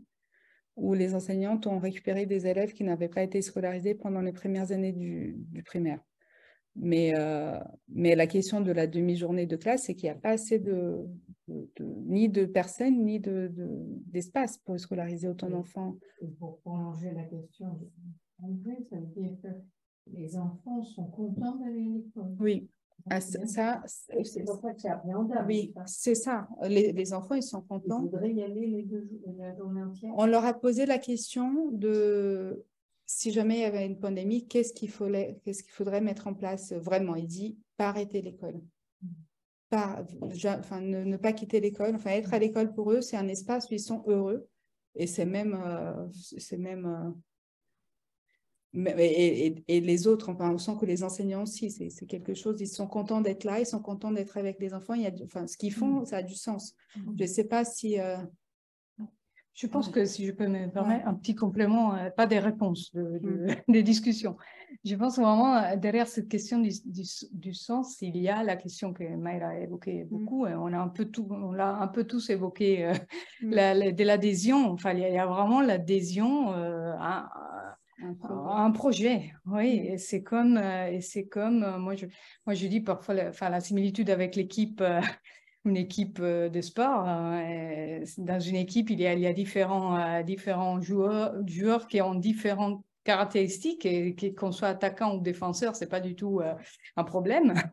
Mais voilà, donc la diversité n'est pas un problème, quoi. Ça fait partie du jeu justement. Mais on a tous en tête qu'on veut gagner déjà, tous ensemble. Et voilà, et le but est clair. Il faut gagner et il faut que toute l'équipe gagne. Donc voilà, c'est vraiment cette adhésion au niveau même de la communauté, enfin, de l'établissement certainement, et puis de la communauté au-delà de l'établissement qui est très puissante, me semble-t-il, et qui est liée un peu à cette histoire des sens. Parce que derrière sens, quel est l'essence? On peut mettre tout ce qu'on veut. Enfin, mais voilà, l'adhésion fonctionne comme un sens pour les acteurs, me semble-t-il. Après, il y a peut-être en écho avec la présentation du collègue aussi. Ok, Marie-France, je te laisse la priorité. En écho avec le collègue canadien qui parlait du fait de se voir dans le curriculum. Nous, parmi l'équipe au CRA, nous avions une étudiante de master qui travaille sur les questions de racisme à l'école et qui est particulièrement sensible sur ces questions par rapport à son objet, bien évidemment. Et ce qu'elle disait, c'est qu'elle voyait la différence entre les différentes écoles où on a été. C'est que dans cette école de Sobral, enfin dans les deux écoles de Sobral en particulier, elle n'a pu identifier aucune trace de aucun comportement de distinction entre les élèves en fonction de ces questions-là, qui pourtant sont fortes au Brésil. Et elle dit, les élèves, c'était juste des élèves. Et pourtant, le curriculum, il n'est pas différent des autres. Mais du coup, enfin, en tant qu'élèves, ils étaient là pour apprendre et du coup, ils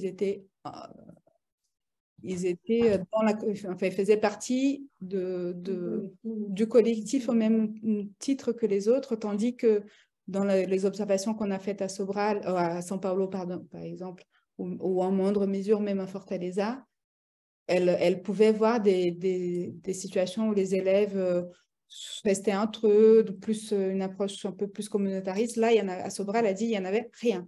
J'ai vu aucune trace de quoi que ce soit. Les élèves étaient juste des élèves. Point barre. Tu continues de dire que Sobral n'est pas exemplaire. Et spécifique. Et spécifique parce que les élèves étaient... Enfin, moi, je pense que le sens qu'ils trouvaient, c'était le fait d'apprendre. Et du coup, le fait d'apprendre suffisait en lui-même. En dehors de... Pourquoi ils voient que le fait d'apprendre Sobral, parce qu'ils le voient, qu'ils sont portés dans les entretiens. Il dit, on sait qu'ici, on est là pour nous. On est là pour nous porter, pour nous faire avancer. Donc, en fait, ils se voyaient avant tout comme des personnes qui sont en train d'avancer. C'est le projet. C'est le projet, ouais. Voilà, c'est... Il n'existe pas de manière équivalente dans d'autres municipalités. Oui, je pense, on n'a pas observé. On a été à Fortaleza parce que c'était la plus grande ville et on a été à Sobral parce que c'était quand même l'incubatrice. Justement, j'aimerais bien voir comment ça se passe dans les autres municipalités. Ça fait partie de la suite du programme de recherche parce que là, je pense qu'il y en a pour quelques années entre les descripteurs et les déclinaisons. Oui, je voulais juste revenir, Jean. Non, vas-y. À chaque fois, je voulais juste revenir sur quelque chose, justement, puisqu'on a reparlé d'adhésion. Hein, et c'est vrai que ça, bien sûr, c'est en lien avec ce qu'a présenté Raphaël. Mais la question de l'adhésion, moi, je la trouve vraiment intéressante parce qu'en même temps, il faut peut-être la prendre à différents niveaux. Alors, je prends, bon, moi, ce que je connais, hein, c'est l'enseignement de la littérature. Est-ce qu'on va proposer des œuvres, hein, justement, parce qu'on se voit dedans, la lecture d'œuvres parce qu'on se voit dedans? Ou est-ce qu'on va plutôt susciter une adhésion pour amener les élèves à trouver du sens à la lecture d'œuvres qui, justement, sont éloignées culturellement du moment présent? Voilà. Et ça, c'est une véritable question. Quand Sarkozy dit on ne va pas donner la princesse de Clèves à lire à des gens voilà, qui n'en ont rien à faire, mais voilà, qu'est-ce qu'on fait de ça, quoi? C'est vraiment cette question sur quoi à quoi on adhère, en fait. Hein, et comment on fait pour créer l'adhésion, et à travers cette adhésion, c'est vrai que c'est la question du sens aussi, hein, qui est soulevée. On adhère à l'objectif que, à travers ce qu'on m'enseigne, je suis portée, voilà, qu'on est là pour moi, etc. Indépendamment que ce soit à Dante Alighieri ou... Mais on sait que c'est pour mon bien. Bon, là, je vais parler très, très vite. Mais du coup, voilà, c'est une manière de tourner votre... Oui, bien sûr, mais je veux dire, mais ça repose la question de Raphaël tout à l'heure. Est-ce qu'il faut se voir dedans ou pas? Enfin, voilà, c'est vraiment cette idée de en quoi ça renvoie aussi au niveau identitaire à la personne qui apprend. Je trouve ça intéressant, hein, c'est une vraie question, à mon avis. Voilà, comme vous disiez tout à l'heure, les élèves doivent se voir dans les programmes. Est-ce que l'enjeu de l'adhésion est vraiment là-dessus ou pas? J'aime bien l'idée de distinguer légalité et légitimité. Légalement, on a devant nous un ensemble d'élèves qui, selon différents cadres juridiques, mais habituellement, sont, entre guillemets, obligés d'être là, obligés d'être élèves et indistingués, à cause souvent de leur âge, notamment parce qu'on a démocratisé ou massifié l'éducation. Ça ne nous dit pas grand-chose, ça nous dit en fait peu sur le degré de légitimité de ce qu'on leur essaie de leur apprendre, de leur point de vue à eux, du point de vue des enseignants, du point de vue ce qu'on appelle ici, sûrement vous aussi, des parties prenantes. Donc, je viens d'organiser un symposium où on a regardé toutes sortes sous l'angle de la légitimité, différents programmes pour se rendre compte que c'est assez complexe, sur un continuum entre est-ce qu'on écoute les acteurs, est-ce que ça ne va pas devenir tout le monde va vouloir son petit morceau, à des questions un petit peu plus fondamentales sur l'éducation repose quand même sur un processus démocratique qui est lui-même lié à la légitimité. Quand les gens la rejettent, la légitimité du programme ou du livre qu'on leur offre en littérature, bien, on voit ce que ça donne. Je reviens à la collègue, je pense que c'est vous, Marie-France, qui avez écrit sur la thèse là, des élèves qui ne trouvent plus légitime de lire des œuvres, pas parce qu'ils ne se voient pas, parce qu'ils voient, même si on sort du culturel, ils ne voient même pas leur effort. Si on prend une vision très, très, là, ils ne voient même pas leur effort dans la rétroaction de l'enseignant. Et où le sens? Donc, il n'y a pas de légitimité de lire le livre, pas parce que le livre n'est pas intéressant. Puis ici, on va déculturaliser l'idée de se voir. Ils ne ressentent pas leur effort représenté dans la rétroaction, alors qu'on sait combien la rétroaction de l'enseignant est importante. Donc, ça pose ce défaut de légitimité-là à un niveau très, très micro. Là. Puis après ça, on peut monter les niveaux jusqu'au niveau macro, mais je trouve qu'elle est... Mais l'élève, au niveau légal, est obligé, par exemple, de remettre son devoir. S'il ne le remet pas, il y a faute. Ou il va être sanctionné s'il y a une bonne note. Mais ça ne nous dit pas grand-chose sur ce que l'élève... Qu'est-ce que ça vaut pour un élève, un 16/20, s'il n'a pas lu le livre? Puis j'ai été touché par un témoignage d'élèves qui avait eu, je ne sais pas, 4/20, mais il avait lu le livre. c'est quoi la légitimité du 4 sur 20? Ça nous pose cette question-là. Mais justement, je crois qu'André vient de poser une question qui rejoint un peu ce que tu viens de dire. Quelqu'un peut l'afficher? Et chacun peut l'afficher. Hein. Ah oui. Non, mais ça concerne un peu ce rapport entre macro-micro sur lui, c'est entre discipline et vision générale de la. Alors, il faut cliquer sur discussion. Oui, pour Raphaël. Est-ce qu'il a. Raphaël, tu l'as. Pardon. Oui, je la vois. Je vais la lire. Il y avait des enjeux sur la technique pour écouter ma présentation, donc c'est correct. Par rapport à se voir dans la dialectique entre le corps commun et individuation, problème doit-il être pensé en termes de curriculum général ou des différenciations doivent-elles être analysées finement, discipline par discipline? On pourrait y aller par exercice. On vient de faire la démonstration avec un livre. Ce qu'il y a de particulier au Canada, c'est qu'on a un cadre juridique qui contraint les ministres de l'Éducation à faire une différenciation primaire, par exemple, entre groupe majoritaire, par exemple au Québec francophone, et groupe minoritaire anglophone. Pourquoi? Parce qu'il y a eu des droits, parce que historiquement, si on ne protégeait pas à l'extérieur, par exemple, du Québec, les minorités francophones, ben, il y avait risque d'assimilation. Donc, on a fait un compromis politique et on a dit que les majorités doivent différencier. Donc, moi, au Québec, ben, une partie de mes impôts vont à payer, donc un système différencié scolaire anglophone. Donc, ça, c'est un niveau très, très macro. Moi, je me suis posé la question, qu'est-ce que ça donne au niveau du curriculum? Est-ce qu'on doit asseoir différentes personnes, dont, par exemple, un anglophone à la table, pour faire des curriculums? Puis après ça, on peut aller voir dans l'histoire qu'on raconte, le matériel qu'on utilise. Puis cette dialectique-là, je la pense beaucoup avec le philosophe Charles Taylor. Je pense qu'il a trouvé un bel arbitrage entre libéralisme et communautarisme, où il nous dit finalement que le défaut de reconnaissance est un des enjeux majeurs de l'aliénation, donc de la perte de sens.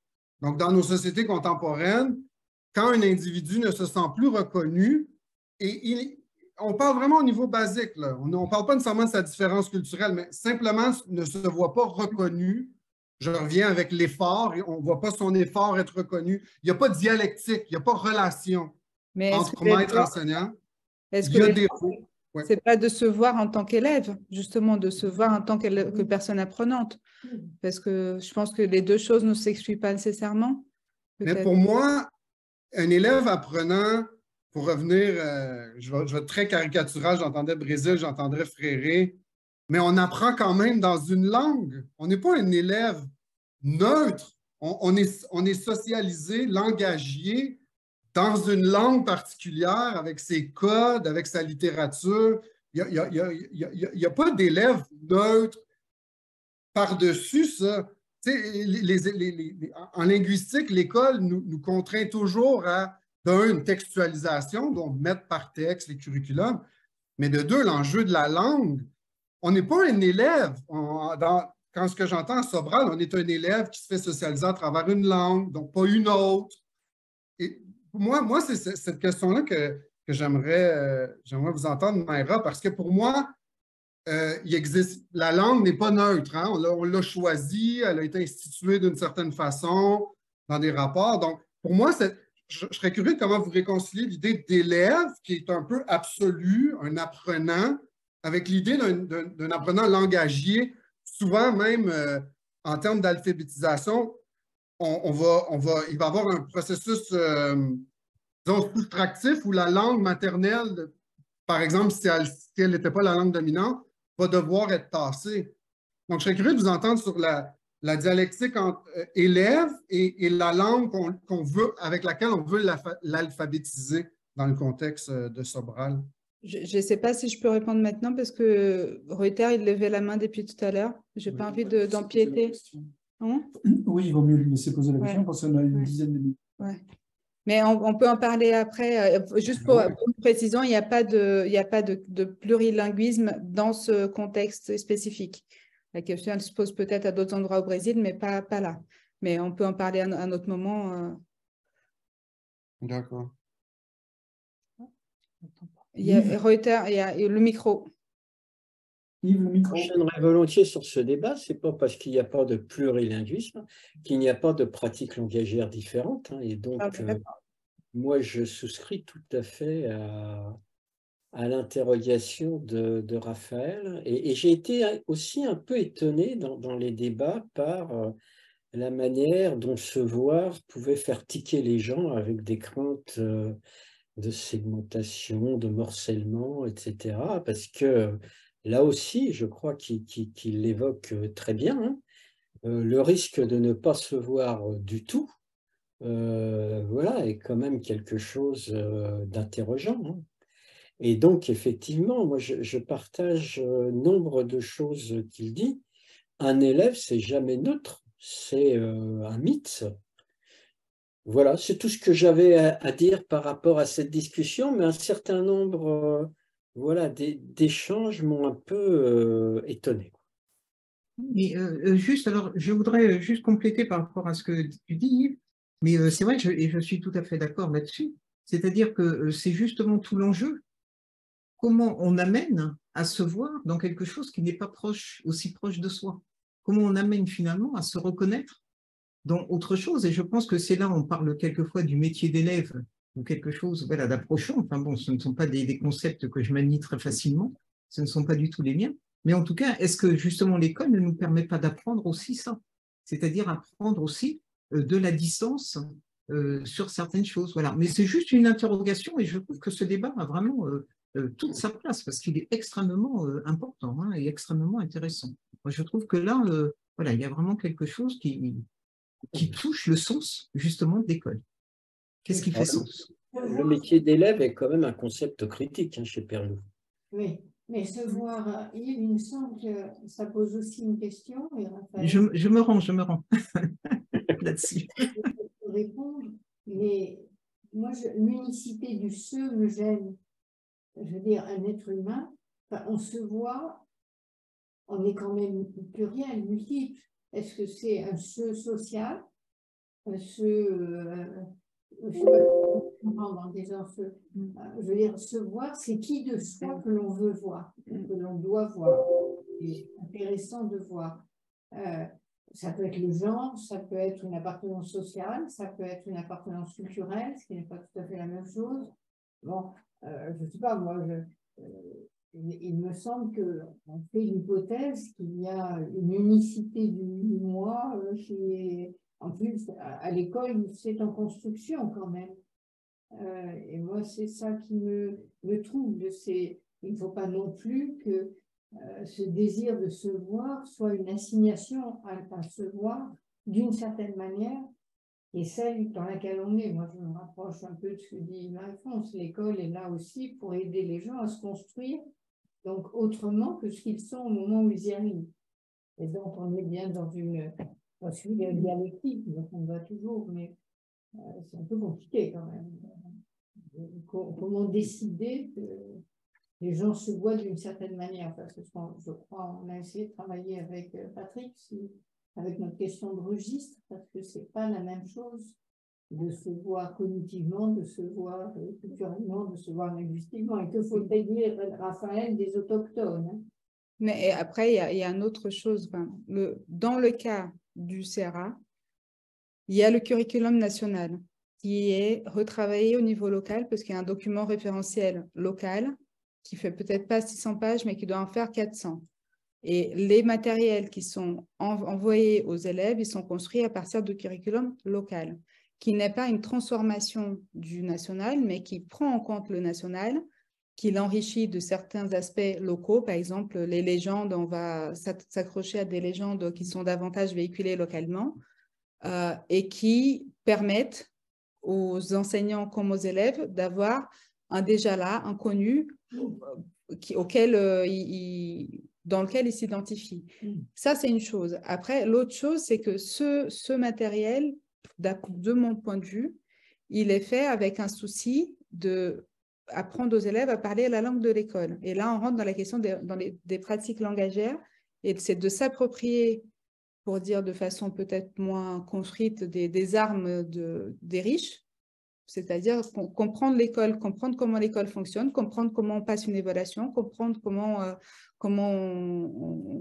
on apprend à l'école, qui est une question socialement très forte pour pouvoir réussir aussi. Donc, je pense que l'opposition, ce n'est pas parce qu'il n'y a pas de plurilinguisme que les pratiques langagières ne sont pas les mêmes du tout, mais permettre à ce que tout le monde puisse s'approprier des manières de faire avec le langage qui sont propres à l'école, me semble extrêmement important si on porte un projet de démocratisation via l'école.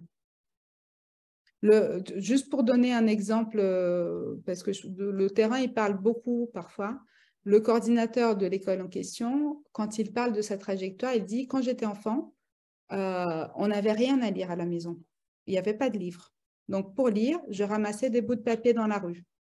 Et c'est ça le support à partir duquel je commençais à lire. Et j'ai été à l'école parce que je voulais continuer je voulais avoir des opportunités. C'est ça le terme qu'il a utilisé. Donc, il est devenu enseignant parce qu'à l'époque, au Brésil, il n'y avait pas d'enseignants formés. Donc, on prenait des gens qui avaient le niveau de scolarisation pour faire classe aux autres. Il est devenu enseignant avec la 5e année de primaire. Et ensuite, il a continué à avancer, à se former, à être accompagné. Et je suis devenue enseignante parce que je voulais donner aux autres les opportunités que j'ai eues. Et je trouve que ça, c'est un sens de l'école en tant qu'institution républicaine de démocratisation qui est très fort. Et pour le coup, ce n'est pas une question, ce n'est pas nier sa culture d'origine que de se transformer, de se former, mais c'est au contraire, c'est porter ce projet-là et de pouvoir le faire porter par d'autres personnes aussi.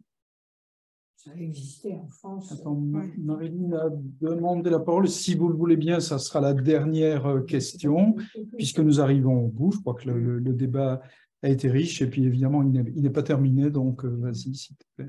C'est une conclusion, parce que c'est pas impossible de conclure là-dessus, parce qu'effectivement, je trouve que c'est extrêmement intéressant. Dans la question de se voir et d'apprendre à voir les autres, donc dans la question de la diversité. Est-ce que tu pourrais t'approcher un peu d'un micro? Moi, mes résultats de tests auditifs sont bons, mais enfin là, j'ai quand même un peu de mal parfois. Voilà. Je disais que, loin de conclure, il me semblait que dans ce qu'on avait discuté, là, de se voir et puis apprendre à voir les autres dans la diversité, donc comment gérer à la fois cette diversité culturelle, etc., mais quelque chose dont on a évoqué, donc Maïra a évoqué, c'est l'adhésion à un projet. L'adhésion à un projet qui fait qu'à un moment donné, pourquoi ça semble fonctionner à un moment donné, c'est qu'il y a un projet commun et quelque part, et qui n'est pas individualiste, enfin, il y a un projet commun là qui est du rôle de l'école, dans l'alphabétisation. Et en France, il me semble que là, le projet, il est dans la mise en compétition très tôt, dans les compétitions, dans la sélection, et c'est là que, à mon avis, il y a peut-être un problème très difficile c'est par rapport à la perte de projets communs. Bon, voilà, c'était... Je relaisse, je retourne à ma place. Est-ce qu'il y a encore des questions rentrées de gens qui ne seraient pas membres du groupe de travail? Moi, alors, ce n'est pas une conclusion, mais j'aurais 3 éléments comme ça, ne serait-ce que pour qu'ils servent de point d'appui pour nos échanges ultérieurs dans le groupe de travail, mais au sein du SICUR, bien évidemment.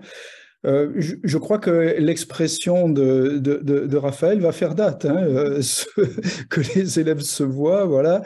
Je crois qu'on n'a pas fini de travailler cette notion-là, et je l'en remercie, parce que bien évidemment, on voit, enfin on imagine, et ça transparaît, y compris dans les échanges écrits, tout ce qu'il peut y avoir là-dessous, avec tout ce qui est quand même aussi une question de zone de développement, hein, parce qu'on peut se voir très près dans le quotidien, on peut se voir dans le plus systématique, etc. Et il y a sans doute un continuum à travailler qui fait que je crois pas qu'on soit, là, c'est de mon côté concordataire, je crois pas qu'on soit en désaccord fondamental là-dessus, à condition d'articuler ces deux dimensions et pour autant qu'on y arrive. Le deuxième point, moi, qui me semble important, c'est parce que c'est un peu un dada du SICUR, c'est l'idée de politique curriculaire. Parce que ce qui me paraît transparaître de tous les exposés, c'est que quel que soit le niveau de l'école, on voit bien que l'école du Brésil, en tout cas de cet État, c'est pas le même niveau que l'école des pays européens, ou etc. Néanmoins, la problématique est quand même la même de ce point de vue, en termes de non-fragmentation, en termes d'unité d'un projet. Il me semble qu'il y a là des constantes que le comparatisme nous aide à identifier et qui nous amène à décliner pour nous-mêmes ce que ça peut vouloir dire, cette cohérence. Parce que politique curriculaire, c'est bien évidemment les programmes, mais c'est bien évidemment aussi la formation des enseignants, l'investissement que la nation, la part du PIB, beaucoup de choses qui sont aujourd'hui, qui font l'objet de dispositifs et plus de politique, comme ça a été montré par Jean Cohen-Barré en particulier, et qui m'amène au troisième point, qui est vraiment pour moi l'ouverture d'une question, c'est que je me dis que ce système un peu pierre sur pierre ou brique sur brique que l'on voit dans les interrogations qu'on porte aussi bien aux enseignants mais surtout aux élèves, de perte de sens globale,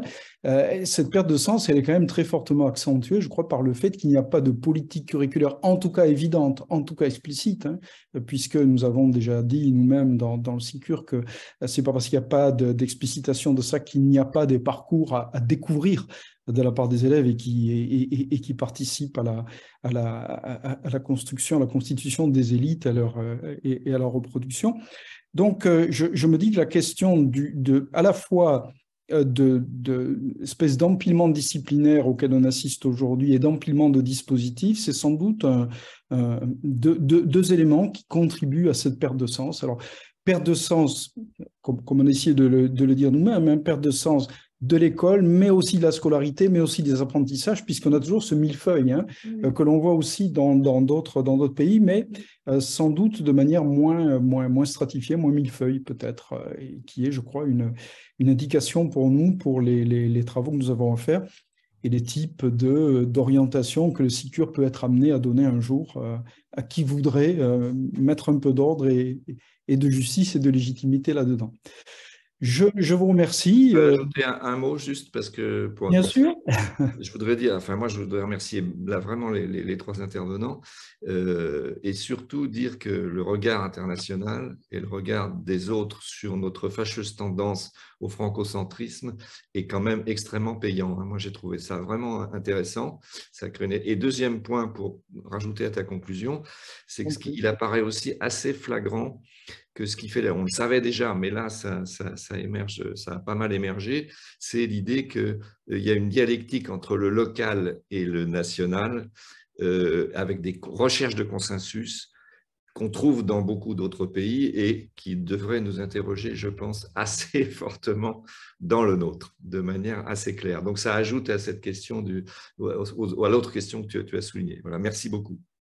Merci. Donc, normalement, en novembre, nous aurons la 3e édition de ce séminaire qui, cette fois, sera à nouveau ouverte. On avait voulu tenter aujourd'hui l'idée, parce que c'est expérimental, de se retrouver un petit nombre. Néanmoins, ça sera normalement podcasté. Alors, on demandera les autorisations, bien évidemment. La prochaine fois, ça sera sans filet, je dirais, vraisemblablement, sauf si on change d'idée d'ici là. Et le point de vue sera celui, on va essayer d'entrer dans le point de vue des élèves, hein, dont il a été question aujourd'hui, qu'on sollicite relativement peu et sur lesquels nous essaierons de faire quelques éclairages.